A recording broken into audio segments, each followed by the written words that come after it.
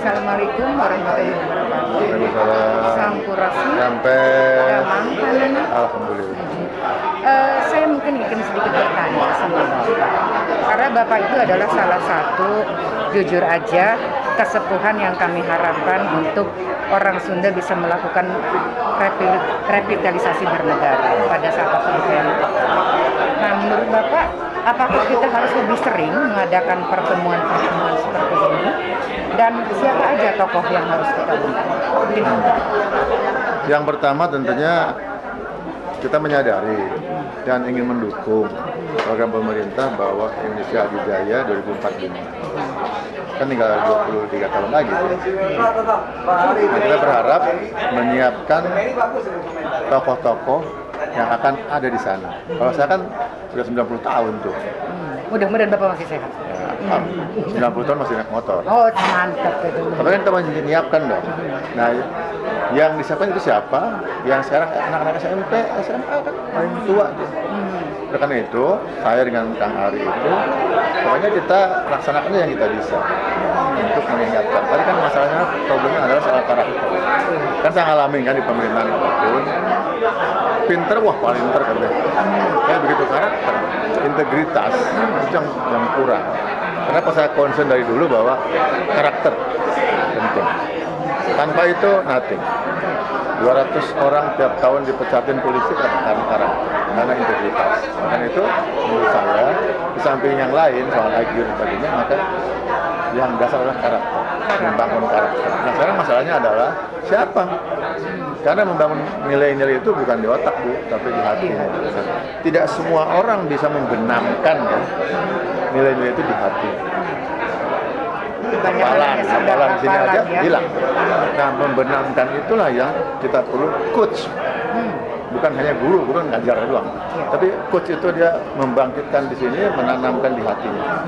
Nah, metode ESQ itu saya katakan itu pas banget untuk menanamkan nilai-nilai. Tidak hanya nilai spiritual, nilai nasionalisme juga ditanamkan. Karakter tadi kan itu ditanamkan di hati.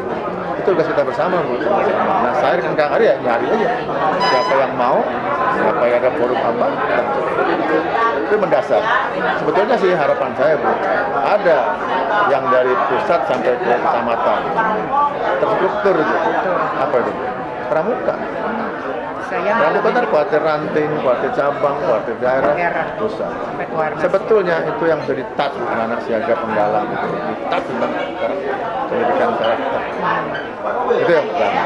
Nah, yang untuk yang udah sepuh lah istilahnya, ya tinggal kita ingatkan ya. Paling nggak anak-anaknya kita siapkan. Jadi semua lini, semua level mesti di-touch. Tadi dengan tadi saya bilang, we are the dreamer. Kita mesti mimpi. Saya yakin bisa. Kalau kita payah terus ya susah. Makanya saya silakan Anda dengan problem. Tapi saya dengan Dari mencari solusi. Optimis gitu kan. Harus optimis walaupun kita optimis aja. Optimis yakin, ya optimis kalau ini bisa dicapai. Dengan solusi. Karena pengalaman saya kalau kita optimis, positive thinking, maka idenya akan keluar. Terus saat itu juga belum saja, nothing tulus.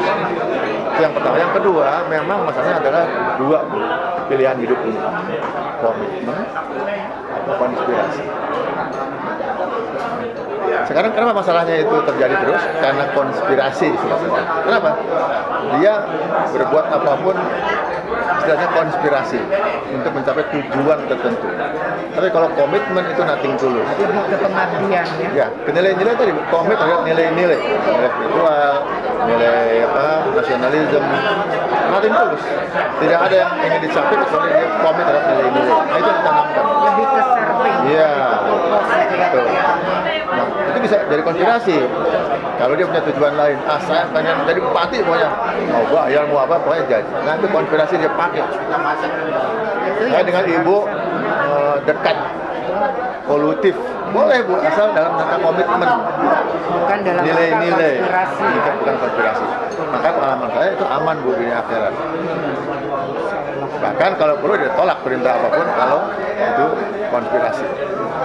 Itu nanamkan itu, nggak gampang. Menanamkan agar kamu tidak boleh konspirasi. Tapi kamu komit kalau perlu melawan apapun harus karena komitmen. Berarti berevolusi, karakter building itu kan sebuah Iya. evolusi ya, bukan revolusi. Iya, itu ditanamkan dan benar ada tauladan dari contoh belajar. Suri tauladan ini.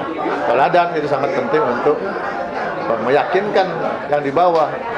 Wah, ada tauladan saya. Tapi kalau nggak ada, sudahlah. Suka-suka jadinya. Iya. Nah, kita butuh orang tauladan di semua level nasional, level regional, level kabupaten. Siapa tauladannya? Harusnya, gitu. Pemimpin itu adalah tauladan. Paling tinggi, paling Ya. depan harusnya jadi contoh. Di semua level tuh, karena menurut saya pemimpin itu bukan hanya karena jabatannya, tapi dia ada di mana, di level mana, juga pemimpin yang tauladan, yang melayani, Jadi leader. konsultan. Nah, itu yang kita tanamkan. Banyak teori lah. Tapi kalau saya, malam saya, pertama jadilah tauladan untuk anak buah. Tauladan itu ya, tadi yang diberi utama itu tauladan. Jujur, beri utama itu adalah tauladan. Jujur, susah banget. Sudah pemimpin semua level. Anda dari tauladan apa tuh? Jujur, dipercaya tadi itu kan. Terus tanggung jawab. Kan banyak yang ngeles bu. Ya. Ada Nyalahin apa-apa, orang dulu. ngeles. Nah, saya tanggung jawab gitu harusnya. Jadi jujur dipercaya, tanggung jawab, punya visi, misi, harapan, keinginan, semangat itu. Kemudian dia disiplin mencapainya. Karena kalau nggak disiplin nggak akan mencapai. Kemudian bekerja sama. Ada orang yang pintar tapi nggak bisa kerja sama. Ya, tanggung jawab, disiplin itu luar biasa ya. Tanpa kan gini, sukses itu apa? Disiplin. Disiplin untuk kalau enggak ya nggak bisa.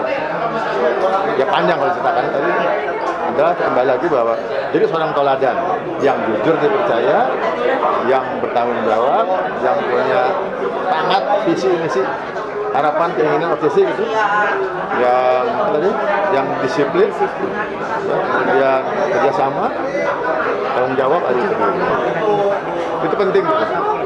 Nah, teori banyak, tapi pengalaman saya kalau gitu maka dia aman dulu, dia akhirat misalnya. Insya Allah. Itu benar. Ya, Itu. mungkin begitu, Bu Nana. Enggak.